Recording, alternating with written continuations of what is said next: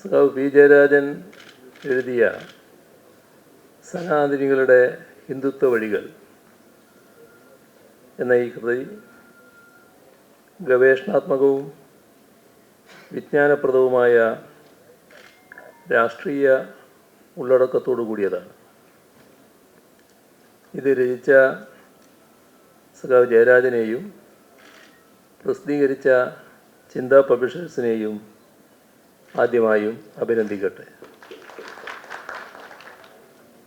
നമുക്കെല്ലാവർക്കും അറിയാം, ജയരാജൻ്റെ പൊതുജീവിതം അരനൂറ്റാണ്ടിലധികമായി തുടരുന്നതാണ്.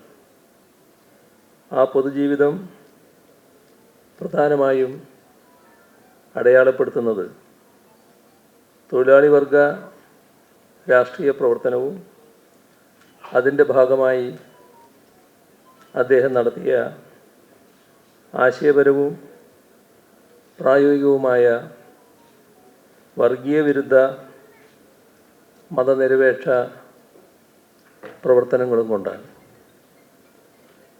ഇപ്പറഞ്ഞ തലങ്ങളിൽ മാത്രമല്ല, നേരത്തെ പ്രകാശ് മാസ്റ്റർ എടുത്തു പറഞ്ഞതുപോലെ സ്വന്തം ശരീരം കൊണ്ടും ജീവൻ കൊണ്ടും കൂടി സംഘപരിവാറിനെതിരെ, എല്ലാ വർഗീയ ശക്തികൾക്കുമെതിരെ പൊരുതി നിന്ന ചരിത്രമാണ് ജയരാജനുള്ളത്.